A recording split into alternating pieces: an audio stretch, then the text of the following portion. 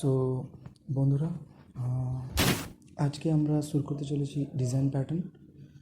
So basically we will discuss about the software design pattern. আমাদের design প্যাটার্নটা কেন শেখা উচিত, আমাদের সফটওয়্যার ইন্ডাস্ট্রিতে ডিজাইন প্যাটার্নটা কী রোলস প্লে করছে, তার জন্য আমি এই সেশনটা নিয়ে এসেছি। সো প্রথমেই বলছি যে আমাদের ডিজাইন প্যাটার্ন সম্বন্ধে কিছুটা জানা দরকার। What is the need of this design pattern. একজন ডেভেলপার কোনো প্রোগ্রামিং ল্যাঙ্গুয়েজ ব্যবহার করে কোনো এন্টারপ্রাইজ অর কোনো বিজনেস ফার্মের প্রয়োজনীয়তা পূরণের জন্য, রাইট? একজন আমরা we are the developers, right? আমরা কোনো প্রোগ্রামিং ল্যাঙ্গুয়েজ ব্যবহার করছি কোনো রকম বিজনেস ফার্মের সফটওয়্যার অ্যাপ্লিকেশান তৈরি করতে। তবে অ্যাপ্লিকেশানগুলি ডেভেলপের সময় আমরা আমাদের পছন্দের যে কোনো প্রোগ্রামিং ল্যাঙ্গুয়েজ ব্যবহার করতে পারি, যেমন C++, জাভা, পাইথন, বা আমরা কোনো most recent famous language use করতে পারি লাইক গোল্যাং। এই প্রোগ্রামিং ল্যাঙ্গুয়েজগুলি জেনারেলি এপিআই প্রোভাইড করে। সো ফার্স্ট অফ অল আমাদের জেনে নেওয়া উচিত what is this API, right? An API is a set of programming code that enables the data transmission between one software product and another software product. এটার মানে হলো আমাদের কাছে একটা অ্যাপ্লিকেশান রয়েছে আর একটা অ্যাপ্লিকেশান রয়েছে। দুটো অ্যাপ্লিকেশান নিজেদের মধ্যে যদি ডেটা ট্রান্সমিশন করতে চায়, তাহলে সেই ডেটাটা আদান প্রদান কেমনভাবে হবে, এই এপিআইয়ের মাধ্যমেই সেটা সেই ডেটা আদান প্রদান করার জন্য যা কিছু প্রয়োজন সেটা এনেবল করে এই এপিআই। এবং এই API this is for this API the API means that application programming interface. এটা প্রোভাইড করে যে দুটো অ্যাপ্লিকেশান বা দুটো প্রোডাক্ট তাদের নিজেদের মধ্যে কীভাবে ডেটা আদান প্রদান করতে পারে। It also contains the term of this data exchange. এটা কিছু সেট অফ রুলস প্রোভাইড করে যে ডেটা যদি আমাকে এক্সচেঞ্জ করতে হয় দুটো অ্যাপ্লিকেশনের মধ্যে, তার কিছু পার্টিকুলার রুলস থাকে, কিছু সেট অফ রুলস, কিছু গাইডলাইন্স ফলো করতে হয়। Basically we can say that this API is an interface by which not only the two applications, various applications can communicate with each other. তারা একে অপরের সঙ্গে communicate করতে পারে। Like I have shown here. So this is my browser. Suppose আমি এই মেশিনে বসে আছি আর এখানে আমি একটা গুগল ক্রোম ব্রাউজার ওপেন করলাম। I have a internet connection, আমার ইন্টারনেট কানেকশানটা আছে, এবং হচ্ছে গিয়ে আমি কোনো একটা জব পোর্টালের অ্যাপ্লিকেশানে চাইছি, বা হচ্ছে গিয়ে আমি কোনো মানি ট্রানজ্যাকশান করবো নেট ব্যাঙ্কিংয়ের মাধ্যমে, রাইট? যখন আমরা কোনো রকম মানি ট্রানজ্যাকশান রিকোয়েস্ট পাঠাচ্ছি, সেটা ইন্টারনেটের থ্রু দিয়ে বিভিন্ন প্রোটোকল থাকে। তার মধ্য থেকে গিয়ে যে অ্যাপ্লিকেশানটা বসে আছে তার সঙ্গে একটা ওয়েব সার্ভারের মধ্যে অ্যাপ্লিকেশানটা আপ অ্যান্ড রানিং হচ্ছে, সেই এপিআইটি দিকে রিকোয়েস্টটা হিট হয়, দেন রিকোয়েস্টটা পারফর্ম করা হয় ওয়েব সার্ভারের থ্রু, এবং যা কিছু প্রয়োজনীয় ডেটা দরকার সেই রিকোয়েস্টটাকে পারফর্ম করার জন্য সেই সমস্ত ডেটাগুলো ফেচ করা হয় ডেটাবেস থেকে। দিস ইজ দ্য ডেটাবেস, যেখানে আমাদের প্রয়োজনীয় ডেটা আমরা আগে থেকে স্টোর করে রাখি। With respect to those data which are in database, আমরা ভ্যালিডেশন পারফর্ম করি, বা ওই রিকোয়েস্টটা ভ্যালিড কিনা, বা রিকোয়েস্টের যে রিকোয়েস্টটা পারফর্ম করার জন্য যা বিজনেস লজিক লেখা আছে আমাদের ব্যাকএন্ড কোডে, সেই সমস্ত লজিকগুলো এক্সিকিউট হতে যা কিছু ডেটার প্রয়োজন, সেই ডেটা আমরা ডেটাবেস থেকে ফেচ করে রিকোয়েস্টটাকে পারফর্ম করলাম, তারপরে আমরা রেসপন্সটাকে ইন্টারনেটের থ্রু থেকে পাঠিয়ে দিলাম। সো এই মেশিন থেকে মিনস এখানে আমরা কল্পনা করতে পারি যে Google browser is a client, আমরা এখানে বলতে পারি। সেখান থেকে আমরা একটা রিকোয়েস্ট পাঠালাম। সাপোজ আমি মানি ট্রানজ্যাকশান করতে চাইছি, বাট সেই মানি ট্রানজ্যাকশান করার সময় যে রিকোয়েস্ট আমরা দিচ্ছি, আমি আমার অ্যাকাউন্ট থেকে সাপোজ 30,000 আমি ট্রান্সফার করতে চাইছি, বাট ওই 30,000 আমার অ্যাকাউন্টে আছে কি না, বা ডেস্টিনেশান আমি যে অ্যাকাউন্টে ট্রান্সফার করতে চাইছি সেই ডেস্টিনেশান অ্যাড্রেসটা ভ্যালিড কিনা, মানে যার অ্যাকাউন্টে আমি পাঠাতে চাইছি সেই অ্যাকাউন্ট নাম্বারটা ভ্যালিড কিনা, অ্যাকাউন্ট হোল্ডারের নেম ভ্যালিড কিনা, বা আমার অ্যাকাউন্টে 30,000 আছে কিনা আদৌ, তাহলে সেই সমস্ত ভ্যালিডেশান, সেই সমস্ত লজিক ব্যাকএন্ডে পারফর্ম হবে। প্লাস সব কিছু যদি ঠিক থাকে, সমস্ত ডেটা যদি ভ্যালিড হয়, তাহলে আমাকে ট্রানজাকশন পারফর্ম করতে হবে। তো তার জন্য প্রয়োজনীয় ডেটা এই অ্যাপ্লিকেশানকে ফেচ করতে হবে, রাইট? এই অ্যাপ্লিকেশানকে প্রয়োজনীয় ডেটা ফেচ করতে হবে ডেটাবেস থেকে। তো যথাযথ সেই রিকোয়েস্টটা পারফর্ম করার জন্য অ্যাপ্লিকেশানটা ডেটাবেস থেকে ডেটা ফেচ করে এবং রিকোয়েস্টটা পারফর্ম হয় এবং তার কারেসপন্ডিং রেসপন্স, যেটা সাকসেস রেসপন্স হলে সাকসেস, ফেলিয়ার হলে ফেলিয়ার, সেই রেসপন্সটা আমরা ক্লায়েন্টে সেন্ড করছি। তো এখানে এই অ্যাপ্লিকেশান প্রোগ্রামিং ইন্টারফেসটাই হচ্ছে গিয়ে একটা ইম্পর্টেন্ট রোল প্লে করছে, যেটার দ্বারা ডেটা আদান প্রদান হচ্ছে, রাইট? সো বন্ধুরা, আমরা এর থেকে বেশি এখানে এক্সপ্লেন করছি না দিস এপিআই সম্বন্ধে। We will talk about this API letter in future in another section.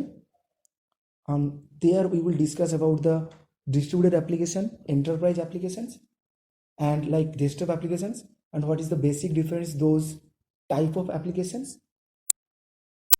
When should we call an application is an enterprise application, when should we call an application is a distributed applications. আমরা তখন দেখে নেব যে কী কী specification থাকলে, কী কী rules follow করলে এই অ্যাপ্লিকেশনটাকে আমরা enterprise application বলতে পারবো, এটাকে ডিস্ট্রিবিউটেড অ্যাপ্লিকেশন বলতে পারবো, এটাকে ডেস্কটপ অ্যাপ্লিকেশন বলতে পারবো। সেগুলো আমরা পরে দেখে নেব, রাইট? সো এখন আমাদের মেইন কোয়েশ্চেন হচ্ছে কি ডিজাইন প্যাটার্ন। আমরা জানি যে মার্কেটে বিভিন্ন ধরনের ল্যাঙ্গুয়েজ রয়েছে, right? There are several languages like C, C++, Java. So these programming language provides APIs to the developer in building the components. তো যখন আমরা কোনো রকম কম্পোনেন্ট মানে ওয়েব অ্যাপ্লিকেশন তৈরি করছি, সেখানে বিভিন্ন ওয়েব অ্যাপ্লিকেশনের মধ্যে আমরা যে বিভিন্ন ক্লাস লিখছি বা কন্ট্রোলার লিখছি বা ডেটাবেসের জন্য কোনো রিপোজিটরি লেয়ার লিখছি, তো সেগুলোকে আমরা এক একটা হিসেবে কম্পোনেন্ট ধরতে পারি। তাহলে সেই কম্পোনেন্টগুলো বিল্ড করার সময় যে সমস্ত প্রোগ্রামিং ল্যাঙ্গুয়েজগুলো কোনো না কোনো রকম প্রোগ্রামিং ল্যাঙ্গুয়েজ আমরা ইউজ করে থাকি, right? Python, Golang, Java, these are the most famous languages in the market. তো জেনারেলি এই ল্যাঙ্গুয়েজগুলো আমাদেরকে এপিআই প্রোভাইড করে থাকে আমাদের কম্পোনেন্টগুলোকে তৈরি করতে। But they never document the best practices, right? যখন আমরা কোনো কোড করছি, আমাদের যে বেস্ট প্র্যাকটিস, আমাদের যে প্রবলেম হচ্ছে কিছু একটা অ্যাপ্লিকেশন তৈরির সময় এই প্রবলেমটা আসে, আমরা জানি, বা এই কম্পোনেন্টটা এই অ্যাপ্লিকেশনের এই ধরনের কম্পোনেন্ট বিল্ড করতে আমাদের কিছু প্রবলেম আসে, সেই প্রবলেমগুলোকে আমরা কখনো লিখে রাখিনি। তাহলে সেই প্রবলেমগুলোকে অ্যাভয়েড করার জন্য কি বেস্ট প্র্যাকটিসেস দরকার। বা সামটাইমস আমরা দেখি যে কোনো কোড আমরা লিখে ফেলেছি, but later point of time আমরা চাইছি ওটাকে চেঞ্জ করতে, কারণ কি ওটার মধ্যে কিছু রকম বাগ অ্যারাইজ হয়েছে বা অন্য কিছু প্রবলেম ওখানে আছে, তখন আমাদের কোডটাকে রিফ্যাক্টর করতে হয়। তো এই সমস্ত best practice, bad practice or design consideration যেগুলো আমাদের ডেভেলপারকে ফলো করা প্রয়োজন, সেগুলোকে আমরা ডকুমেন্ট করিনি। বন্ধুরা, আমরা সফটওয়্যার ইন্ডাস্ট্রির স্টার্টিংয়ের কথা বলছি। এখন এই সমস্ত সব কিছু ডকুমেন্টেশন করা আছে, যার জন্যই সেই ডকুমেন্টেশনটাকে নাম দেওয়া হয়েছে design pattern. So developer needs to understand more than just a API. শুধু আমাদের এই এপিআই অ্যাপ্লিকেশন প্রোগ্রামিং ইন্টারফেস সম্বন্ধে জানলে হবে না, আমাদের এর থেকে বেশি কিছু জানতে হবে। লাইক আমরা যখন কোড করছি বা অ্যাপ্লিকেশন তৈরি করছি, বেসড অন আওয়ার এক্সপিরিয়েন্সেস, আমাদের এটা জানা দরকার যে what are the best practices, what are the bad practices, and what are the common recurring problems. মানে বলতে পারো যে যখন আমরা কোনো অ্যাপ্লিকেশন তৈরি করছি, আমাদের যে প্রবলেমগুলো খুব বারংবার আসতে থাকে। হয়তো একটা প্রজেক্টে আমরা কাজ করছি, সেই প্রজেক্টে একটা প্রবলেম এলো, এই ধরনের জিনিস, বা আবার ওই সেম ধরনের প্রবলেম পরের একটা প্রজেক্টে এলো। তাহলে সেই সমস্ত প্রবলেমগুলো যে বারবার এসছে এবং তাদের মধ্যে যে সেই প্রবলেমগুলোকে অ্যাভয়েড করার জন্য যে বেস্ট সলিউশন আমরা প্রোভাইড করি, সেগুলোকে আমাদের মাথায় রাখতে হবে। এবং যখন সামটাইমস দেখা যায় যে আমরা কোড লিখে ফেলেছি, কোডটাকে পরে আবার কিছু নিউ ফিচার অ্যাড করা হচ্ছে, বা নিউ যখন কোনো ফাংশন বা মেথড লিখছি, তখন কিন্তু কোডটাকে আমাকে আবার রিফ্যাক্টর করতে হচ্ছে। তাহলে এই সমস্ত জিনিসগুলোকে মাথায় রেখে আমাদেরকে কোড করা দরকার। তো এই সমস্ত এই যে এত প্রবলেম, এই প্রবলেমগুলো যে সলিউশন আছে, সেই সলিউশনগুলো যদি আমরা আগে থেকে মাথায় নিয়ে প্রোগ্রামিংয়ের মধ্যে অ্যাপ্লাই করে আমরা যদি কম্পোনেন্টগুলোকে বিল্ড করি, তাহলে আমরা বলতে পারবো সেই অ্যাপ্লিকেশানটা একটা পারফেক্ট অ্যাপ্লিকেশান হবে, যে অ্যাপ্লিকেশানের মধ্যে কোনো রকম বাগ থাকবে না, বা ইন ফিউচার যদি আমরা কোনো নতুন ফিচার অ্যাড করি তাতে কোনো কিছু প্রবলেম হবে না। Typically, those best practices, those bad practices, I mean, that most recurring problem in their best solutions are described as part of the pattern. So, আমরা এটাকেই প্যাটার্ন বলছি। দিস প্যাটার্ন জেনারেলি আমাদের সাহায্য করে কি যে এই যে রিকারিং প্রবলেমগুলো যেগুলো বারবার আসে সেই প্রবলেমগুলোকে কীভাবে অ্যাভয়েড করতে পারি, এই প্যাটার্নগুলো আমাকে সেই প্রবলেম থেকে দূরে থাকাতে সাহায্য করে বা সেই প্রবলেমগুলোকে এড়িয়ে চলতে সাহায্য করে। সো এখন আমরা জানবো যে প্রথম কে বা কারা এই ডকুমেন্টেশনটা নিয়ে এসেছিল, আই মিন এই যে ডিজাইন ডকুমেন্টেশন। আমরা জানি যে সফটওয়্যার ইঞ্জিনিয়ার সফটওয়্যার ইন্ডাস্ট্রির ক্ষেত্রে যে ডিজাইন ডকুমেন্টেশন আছে তা নয়, সিভিল ইঞ্জিনিয়ার, মেকানিক্যাল ইঞ্জিনিয়ার, যে কোনো ধরনের স্ট্রিমে সব জায়গাতেই একটা ডিজাইন ডকুমেন্টেশন থাকে। তো কেউ যখন বিল্ডিং বানাচ্ছে, রাইট, বিল্ডিংয়ের একটা ডিজাইন আছে, তারও কিছু পার্টিকুলার ডকুমেন্টেশন থাকে। যখন কোনো একটা ব্রিজ তৈরি হয় তার মধ্যে কী কী সমস্যা থাকতে পারে, কী কী সমস্যা আসতে পারে ইন ফিউচার, সেইগুলো একটা ডকুমেন্টেশনের মধ্যে থাকে। তো 1970 সালে ক্রিস্টোফার আলেকজান্ডার তার এই প্রথম প্রয়াস দেখিয়েছিলেন। তিনি একজন ছিলেন যে সিভিল ইঞ্জিনিয়ার, একজন আর্কিটেক্ট ছিলেন পাশাপাশিও। যখন তিনি লক্ষ্য করেছিলেন যে যখন কোনো ব্রিজ তৈরি করেন বা কোনো বড় কোনো স্থাপত্য নির্মাণ করছেন বা কোনো বিল্ডিং বানাচ্ছেন, বিল্ডিং তৈরি করছেন, সেই সমস্ত দেখেছেন যে কিছু পার্টিকুলার প্রবলেম বারংবার আসতে থাকে এবং সেই প্রবলেমগুলোকে রিজলভ করার জন্য যে বেস্ট প্র্যাকটিসেসটা দিয়ে থাকা হয় সেটা প্রায় একই রকমই। তো সেই জন্য তিনি সেগুলোকে ডকুমেন্ট করতে আরম্ভ করেন এবং সেই প্রবলেমের সলিউশনগুলোকেও তিনি পাশাপাশি ডকুমেন্টেশনে উল্লেখ করতে থাকেন। তো প্রথম তার এই ডকুমেন্টেশনটাকে ডিজাইন ডকুমেন্টেশন হিসেবে নাম দেওয়া হয়েছিল। পরে ধীরে ধীরে ইন ফিউচার আমাদের সফটওয়্যার ইন্ডাস্ট্রি যখন গ্রো করতে শুরু করেছে, তারাও নিজেদের মধ্যে এই বিভিন্ন রিকারিং প্রবলেমগুলোকে নোটিস করতে শুরু করে এবং তাদের বেস্ট সলিউশনগুলোকেও ডকুমেন্টেশন করতে আরম্ভ করে। তাই জন্য সফটওয়্যার ইন্ডাস্ট্রিতেও একটা ডিজাইন প্যাটার্নের তাদের যেই ডকুমেন্টেশন সেটাকে নাম দেওয়া হয় সফটওয়্যার ডিজাইন প্যাটার্ন। সো এখন আমরা জেনে নেব যে what is pattern. Actually, patterns are about documenting a solution for well-known problem, especially when that problem arises in frequent basis. যখন সেই প্রবলেমগুলো বারবার করে আসতে থাকে, we can say that it's a recurring basis a problem. যখন কোনো problem বারবার আসে কোনো অ্যাপ্লিকেশন বিল্ড করার সময় অ্যান্ড তার সলিউশনটাও মোস্ট অফ দ্য টাইমস একই রকম হয়, তখন ওই প্রবলেম এবং তার সলিউশনগুলো আমরা ডকুমেন্টেশন করে রাখতে পারি, সো দ্যাট ইন ফিউচার আমরা ওই প্রবলেমগুলো যাতে অ্যাভয়েড করতে পারি by referring that particular documentation. So প্রথম ডকুমেন্টেশন সফটওয়্যার ইন্ডাস্ট্রিতে নিয়ে এসেছিলেন এই gang of four, like four peoples are there, যাদের নামে একটা প্যাটার্ন ক্যাটালগ তৈরি হয়েছে, যাদেরকে বলা হয় gang of four design pattern. This gang of four design pattern, I mean এই চারজন গ্যাং অফ ফোরের মধ্যে নাম হলো, আমি উল্লেখ করে রেখেছি এখানে, আপনারা দেখতে পাচ্ছেন, Erich Gamma, Richard Helm, Ralph Johnson and John Vlissides. So যখন আমরা ডিজাইন প্যাটার্নে বলছি, লক্ষ্য করা হয়েছে যে বিভিন্ন ধরনের ডিজাইন প্যাটার্নগুলোর মধ্যে কিছু কিছু ডিজাইন প্যাটার্ন আছে যেগুলো প্রায় একই রকমের সিনারিও বেসড, রাইট, তাদের নেচার একই রকমই। কিছু সামটাইমস আমরা দেখি যে কোনো অবজেক্ট ক্রিয়েট করতে যাচ্ছি কোনো অ্যাপ্লিকেশনের মধ্যে, সেই অবজেক্ট ইনস্ট্যান্সিয়েশনের জন্য কিছু কমপ্লেক্স লজিক পারফর্ম করছি। সেই কমপ্লেক্স লজিকগুলো পারফর্ম করতে গিয়ে দেখা যাচ্ছে কিছু প্রবলেম আমরা ফেস করছি। তাহলে এই যে অবজেক্ট ইনস্ট্যান্সিয়েশন, মানে এই যে ইনস্ট্যান্সিয়েশন, ক্লাসের ইনস্ট্যান্স ক্রিয়েট করছি, অবজেক্ট ক্রিয়েট করছি, এই ইনস্ট্যান্সিয়েশন প্রসেসের সঙ্গে জড়িয়ে থাকা কিছু কিছু প্রবলেমগুলো থাকে এবং তাদের জন্য বিভিন্ন বিভিন্ন ডিজাইন প্যাটার্ন এসছে। তাহলে সেগুলোকে আমরা গ্রুপ করছি টুগেদার, একসঙ্গে সেগুলোকে গ্রুপ করছি এবং তাদের নাম দিচ্ছি যেমন ক্রিয়েশনাল ডিজাইন প্যাটার্ন। সো আমরা জানি যে মানে as part of design pattern সেখানে ভেরিয়াস ক্যাটালগ আছে, like creational patterns, structural patterns and behavioural patterns. Generally creational patterns means, বন্ধুরা বুঝতেই পারছেন, এটা অবজেক্ট ক্রিয়েশনের উপরেই বেস করে। যখন আমরা কোনো অবজেক্ট ক্রিয়েট করছি, কোন সিনারিতে কীভাবে আমরা অবজেক্ট ক্রিয়েট করছি তার উপরে বেস করে আমরা বিভিন্ন ধরনের ডিজাইন প্যাটার্ন ফলো করি যখন আমরা কোড লিখছি। তো সেই ক্রিয়েশনাল প্যাটার্নসের মধ্যে abstract factory, builder, factory method, prototype, singleton, আরও অনেক রকম ধরনের ডিজাইন প্যাটার্ন রয়েছে এই ক্রিয়েশনাল প্যাটার্নের মধ্যে। বাট আমরা এই ডিজাইন প্যাটার্নগুলোকে নিয়ে আলোচনা করব ইন ফিউচার, বিকজ আমরা দেখি যে আমাদের যখন আমরা কোনো ওবি অ্যাপ্লিকেশন তৈরি করছি, এই সমস্ত ডিজাইন প্যাটার্নগুলো, ক্রিয়েশনাল প্যাটার্নসের মধ্যে এই সমস্ত ডিজাইন প্যাটার্নগুলোই বেশিরভাগ আসতে থাকে আর এগুলোই আমরা ইউজ করি। আরেকটা হচ্ছে গিয়ে ডিজাইন প্যাটার্ন ক্যাটালগ হচ্ছে গিয়ে স্ট্রাকচারাল প্যাটার্নস। পার্টিকুলার কিছু স্ট্রাকচার আছে, যেমন আমি বলতে চাই,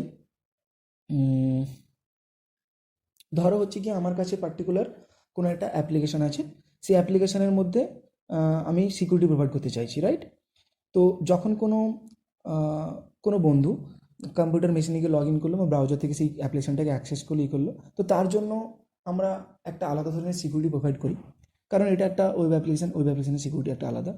বা ওই একই অ্যাপ্লিকেশন যখন আমরা কোনো অ্যান্ড্রয়েড ফোন, সাপোজ অনেক রকম অ্যাপ্লিকেশন হয় না যার যেমন ধরো হচ্ছে গিয়ে হোয়াটসঅ্যাপ ওয়েব অ্যাপ্লিকেশনও আছে, রাইট? আমরা ওয়েব থেকে গিয়ে গুগলের ব্রাউজার থেকে গিয়ে হোয়াটসঅ্যাপটা করতে পারি, রাইট? আবার মোবাইল থেকে করতে পারি। সো বাট মোবাইলটা কি, মোবাইলটা অ্যান্ড্রয়েড। তো এখানে অ্যান্ড্রয়েডের জন্য আলাদাভাবে সিকিউরিটি প্রোভাইড করতে হয়। তাহলে ওই একই application but security mechanism is different. তো এক্ষেত্রে আমরা প্রক্সির সাহায্য নিতে পারি to provide the security for different different client. মানে কেউ যদি অ্যান্ড্রয়েড ফোন থেকে ইউজ করছে, তাহলে প্রক্সি উইল হ্যান্ডেল দ্যাট, কি অ্যান্ড্রয়েড ফোন থেকে ইউজ করছে, তাহলে এই জন্য আলাদা সিকিউরিটি মেকানিজম অ্যাপ্লাই করা উচিত। তাহলে আমাদের যে অ্যাপ্লিকেশনটা রয়েছে, অ্যাপ্লিকেশনের সামনে একটা প্রক্সি বসে আছে, যে হচ্ছে গিয়ে এই ধরনের সিকিউরিটিটা প্রোভাইড করছে। কি এটা অ্যান্ড্রয়েড অ্যাপ্লিকেশন থেকে ইউজ করছে অ্যান্ড্রয়েড ইউজার, আর this is a different user like from web application browser থেকে অ্যাক্সেস করছে, সেটা প্রক্সিতে হ্যান্ডেল করতে পারি আমরা। বা আমরা বলতে পারি যখন আমরা দেখি যে যখন কোনো ফর্ম ফিল আপ করি, মানে কোনো যখন জব আমরা অ্যাপ্লাই করছি, সেই ক্ষেত্রে আমরা দেখছি যে যে সমস্ত ডেটা আমরা ফর্ম থেকে পাঠাচ্ছি, মানে এই ধরো হচ্ছে গিয়ে আমি বলতে চাইছি জবের ফর্মই ধরো আমরা কোনো জব পোর্টালে জব করছি, অ্যাপ্লাই করছি, তাহলে যে সমস্ত ডেটা প্রোভাইড করছি লাইক আমাদের name, date of birth, age, সেই সমস্ত ডেটাগুলো কিন্তু স্ট্রিং ফরম্যাটেই যাচ্ছে। কিন্তু ব্যাক এন্ডে যে আমাদের কোড আছে, যেখানে আমাদের ভ্যালিডেশন লজিক লেখা আছে সার্ভিস লেয়ারে, সেখানে কিন্তু এই ফিল্ডগুলো, যেমন হচ্ছে কি এজ কিন্তু আমরা ভ্যালু পাস করছি ফ্রন্ট এন্ড থেকে 26, বাট ব্যাক এন্ডে কিন্তু এইটা স্ট্রিং হিসাবে অ্যাজিউম করা হচ্ছে না, ওই স্ট্রিং ভ্যালুটাকে কনভার্ট করতে হবে ইন্টিজার ভ্যালুতে বা corresponding any other data type. তো তখন কিন্তু এই যে কনভার্সন, তাহলে অবভিয়াসলি সেখানে কাউকে কোনো না কোনো কম্পোনেন্ট থাকতে হবে যে কোনো কনভার্ট করছে এই সমস্ত স্ট্রিং ডেটা টাইপগুলোকে, স্ট্রিং এই সমস্ত স্ট্রিং ডেটা টাইপ থেকে যে ডেটা টাইপগুলো আমাদের প্রয়োজন সেই সমস্ত ডেটা টাইপে কনভার্ট করছে, রাইট? যেমন আমরা বলতে পারি string dot integer dot value of something, right? বা স্ট্রিং ডট ভ্যালু অফ যে মেথডগুলো আছে আমরা ডেটা টাইপটাকে কনভার্ট করি। তো সেক্ষেত্রে আমরা ইউজ করতে পারি অ্যাডাপ্টারের ভূমিকা নিতে পারি, রাইট? আর তো সেখানে আমরা দেখছি, আমরা এক এক করে আলোচনা করব পরে। জেনারেলি বিভিন্ন ক্লাসের মধ্যে রিলেশনশিপগুলো ডিফাইন করার জন্য এই স্ট্রাকচারাল প্যাটার্নসগুলো এসছে। তো এখানে adapter, decorator, facade, proxy, flyweight and bridge, these are the design patterns you will discuss about under the structural patterns.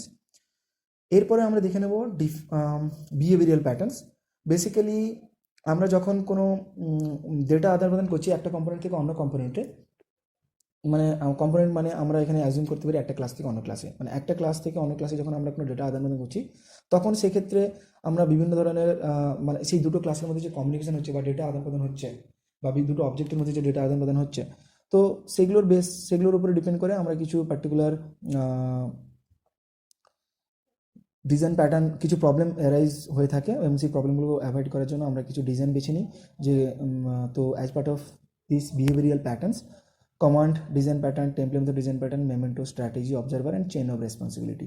So এদের মধ্যে যেটা আমি বলতে পারি one of the most popular design pattern is template design pattern. যখন আমরা কোনো bank application দেখি, ব্যাঙ্কিং অ্যাপ্লিকেশনের ক্ষেত্রে this template method design pattern plays a very important role.